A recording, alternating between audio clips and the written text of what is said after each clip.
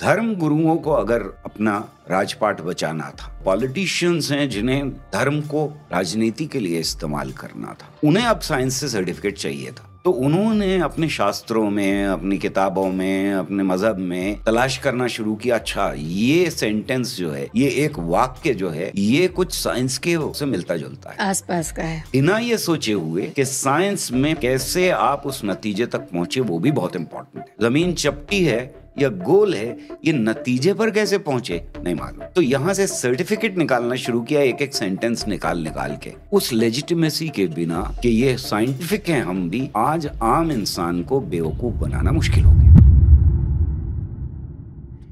ये क्या मजबूरी है मिथकों की दुनिया की, और हमारी दुनिया मिथकों की दुनिया है। साइंस तो बहुत बात की बात आई है ना।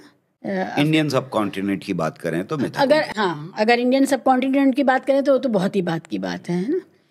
अब इस मिथकों की दुनिया पर क्या प्रेशर है कि वो अपने मिथकों को साइंटिफिक बताने पे तुली रहती है। हमेशा ये देखती हूँ मैं कि हमारा जो सिलसिला है, जो आध्यात्मिक सिलसिला है या जो हमारा धार्मिक मजहबी सिलसिला है, उसमें जो बातें हैं वो बड़ी साइंटिफिक हैं। देखो साइंस भी अब ये कह रहा है, और ये हमारी किताब भी कह रही थी। देखो हमारे बुजुर्गों ने, हमारे संत या बाबाओं ने या जो भी आलिम लोग हुए हैं, उन्होंने भी यही बात कही, साइंस अब कह रहा है। ये जो लगातार एक मुकाबला है, और लेकिन सबको सबका आग्रह है साइंटिफिकली अपनी बात को प्रूव करने का। ये साइंस की जीत तो है। देखिए, ये मानना पड़ेगा कि जादू टोने को तो कोई साबित नहीं करना चाहता है कि देखो ये वाला जादू टोना हमारे यहाँ भी है और ये वहाँ भी है, लेकिन सब लोग ये साबित करते हैं, हर धार्मिक ग्रुप ये साबित करना चाहता है कि हमारा धर्म बड़ा साइंटिफिक है। ये जो हमारा धर्म बड़ा साइंटिफिक है, ये बहुत बड़ा छलावा है, और मिथक और ये इसके बीच में बात डोलती रहती है।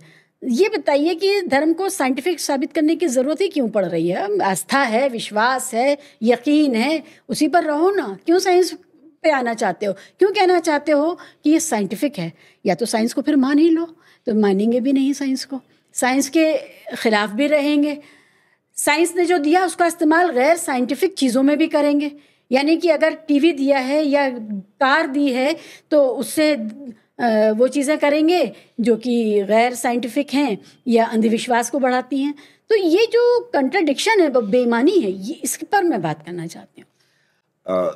देखिए, जो मैं किताब में बात कह रहा हूँ वो थोड़ा सा गहरा, हिस्ट्री में थोड़ा सा गहरा जाना पड़ेगा कि एक ज़माना है जब आप साइंस की कोई भी बात, नई खोज, नई जानकारी हासिल करें तो उसके लिए चर्च के पास या धर्म गुरु के पास जाना पड़ता था पूछने के लिए कि अब मैं ये बात कह सकता हूं या नहीं।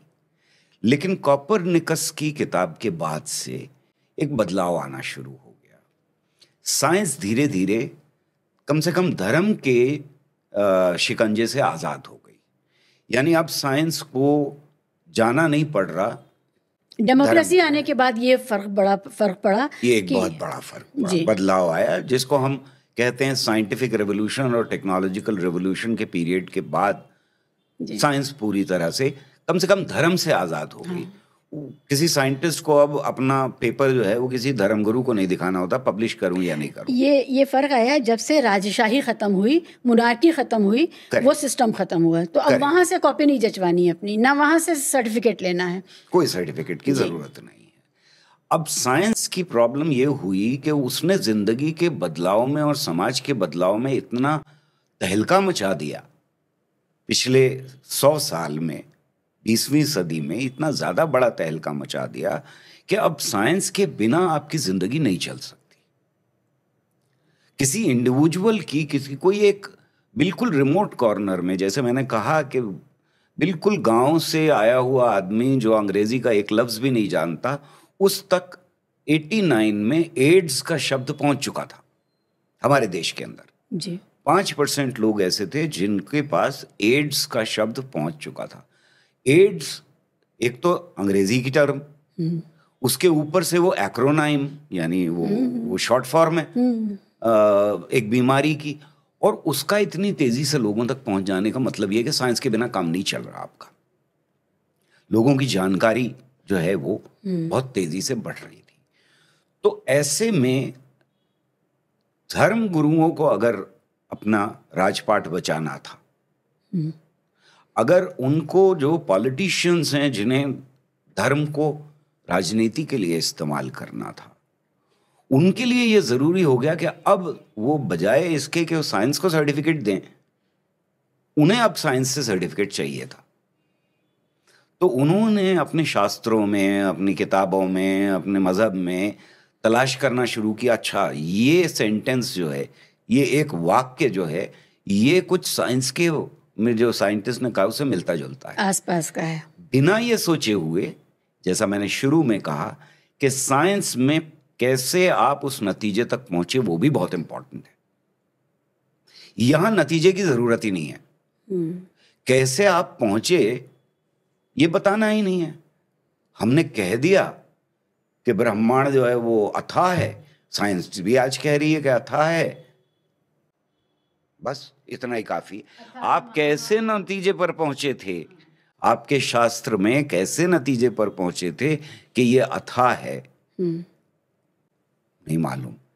जमीन चपटी है या गोल है, ये नतीजे पर कैसे पहुंचे नहीं मालूम। तो यहां से सर्टिफिकेट निकालना शुरू किया, एक एक सेंटेंस निकाल के लोगों ने, और फिर वो क्लेम करने लगे कि हमारे यहाँ तो सारी नॉलेज है, हमारे यहाँ तो सब कुछ है, मौजूद है।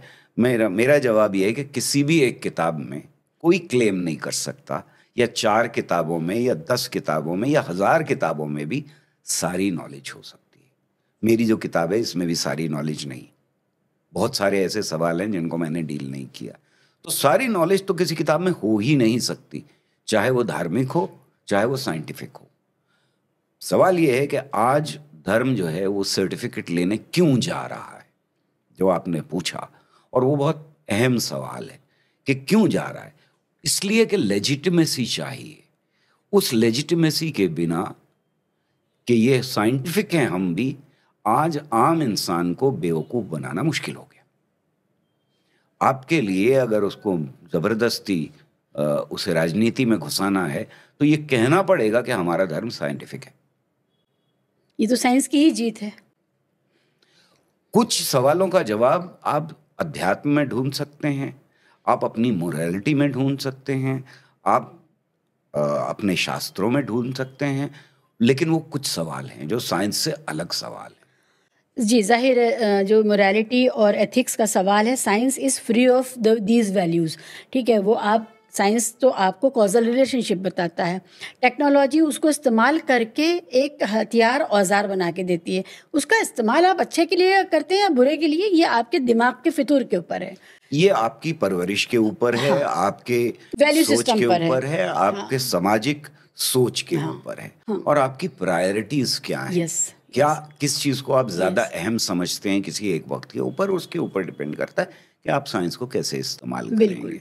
उसी साइंस को पूंजीवादी ताकतें जनता के विरुद्ध इस्तेमाल करती हैं। उसी साइंस को कोई ऐसा राज होगा जो सबके लिए काम कर रहा होगा, वो सबको उसी तरह से उसका परोपकारी। यहाँ पर एक चीज़ कहना ज़रूरी है कि साइंस में और टेक्नोलॉजी में फ़र्क है, हमें समझना चाहिए। साइंस नॉलेज है जी, साइंस वैल्यू फ्री है, उसका इस्तेमाल नॉलेज बढ़ाने के लिए या घटाने के लिए किया जा सकता है।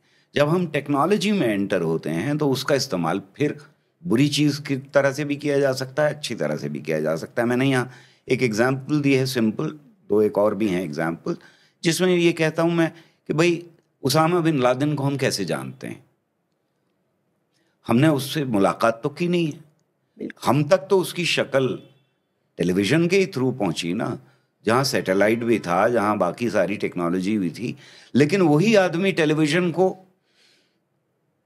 अफगानिस्तान में बैन भी कर रहा था, वो इस्तेमाल भी कर रहा था और बैन भी कर रहा था। तो ये एक कॉन्ट्रडिक्शन हमको दिखाई देता है जब राजनीति में घुस जाता है धर्म। तब तो ये सर, ये बात तो बिल्कुल हर जगह के लिए है। हमारे मौलाना हजरात हमें साइंस की तरफ बढ़ने के लिए रोकते हैं। साइंस की मान्यताओं को, जो भी साबित की हुई मान्यताएं हैं, उसमें यकीन करने से भी रोकते हैं। लेकिन सबसे बड़ी बड़ी गाड़ियों में वही चल रहे होते हैं, ठीक है, और वो साइंस की देन होती है ना। पेस मेकर भी उनके लगा होता है, ठीक है, और भी जो मेडिकल साइंस के फ़ायदे हैं वो उठा रहे होते हैं। लेकिन अगर उनसे कहा जाए अपनी बच्चियों को और बच्चों को वहाँ भेजो, तो नहीं नहीं, ये तो खुदा की खिदमत में के लिए हैं, और ज़िंदगी में हमें अपने लिए जन्नत नहीं बनानी है, जन्नत वहाँ के लिए बनानी है। तो वो जो आम आदमी है, जो गरीब आदमी, जिस पर उनका बस चलता है, क्योंकि बाकियों पर तो उनका बस नहीं चलता है। जिसको साइंटिस्ट बनना है, गौहर रज़ा साइंटिस्ट बन जाएंगे जहाँ पर एजुकेशन आ गई है। लेकिन जहाँ नहीं आई है, उस तबके को वो अपने चंगुल में रखने के लिए वो लगातार ये कहेंगे साइंस गैर ज़रूरी है। और ये कहते हुए भी वो साइंस का इस्तेमाल करते हैं, माइक का इस्तेमाल करते हैं, टीवी का इस्तेमाल करते हैं, सब करते हैं। ये जो बुनियादी बेईमानी है सामने की, ये हमारे लोगों को क्यों नहीं दिखती है? क्या वजह है कि ये पूरा खित्ता, पूरा सब कॉन्टिनेंट, भारत, पाकिस्तान, बांग्लादेश, अफगानिस्तान वगैरह वगैरह, ये धर्म से की दी हुई घावों को अभी तक म्यांमार और पूरा जी और पूरा ऐड कर लें, वरना वो धर्म से फौरन रिलेट कर दिया जाता है कि मुसलमान ही सबसे पीछे हैं। नहीं, हम हमारे पीछे और आगे नहीं है। इस पूरे खित्ते ने सुई का इजाद नहीं किया, सुई बना भी नहीं पा रहे हैं। मतलब अभी मैं थोड़े दिन पहले मैंने एक पॉडकास्ट किया, वो बहुत बड़े टेक्सटाइल के इंडस्ट्री के वो थे, मैन्युफैक्चरर थे। तो उनसे बात होने लगी कि भारत में माहौल कैसा है और ईज़ ऑफ बिजनेस क्या है और हमने कितनी तरक्की की है। तो उनका सारी मशीनें हम जर्मनी से लेते हैं या चाइना से लेते हैं, और उनको ठीक करने का कॉन्ट्रैक्ट भी हमें वहीं से करना पड़ता है। यानी कि हमारे पास इतना भी नॉलेज नहीं है कि हम उन मशीनों के पुर्जों को ठीक कर सकें, उनमें तेल पानी कर सकें, तो वो भी नहीं। तो हम अभी तक इतनी बड़ी मानवता यहाँ इस पूरे सब कॉन्टिनेंट में जमा है, लेकिन इसके लिए जो कपड़ा बनता है, वो कपड़े के लिए भी हम वहाँ की मशीनों के ऊपर डिपेंडेंट हैं। भारत समेत, जो भारत पूरे इलाके का बड़ा भाई है।